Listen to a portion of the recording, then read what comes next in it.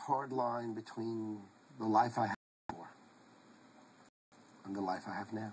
As CEO of the bond trading firm Cantor Fitzgerald, Howard Lutnick was rarely out of his office atop the World Trade Center. But he was taking his son to kindergarten that morning.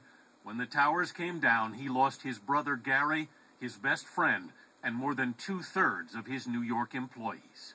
You went to a lot of funerals. I did. I know the Eucharist by heart. How did you not let the grief overwhelm you? I cried all the time. It wasn't as if the grief didn't overwhelm me. It just would only last for 5 minutes. And then I'd sort of say, oh, look, you gotta pull yourself together. Because 9/11 nearly took his company down too.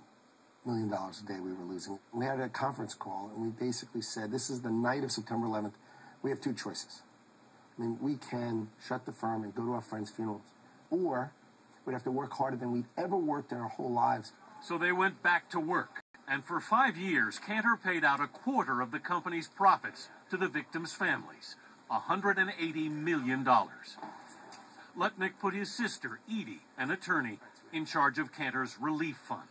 Howard made a commitment at the beginning that, we would be in existence at a minimum until the last child went through college.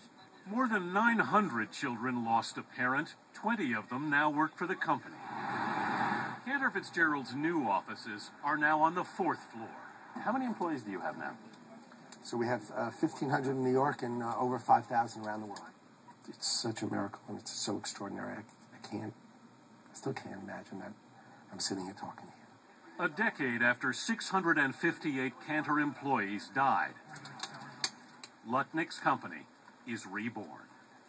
Anthony Mason, CBS News, New York.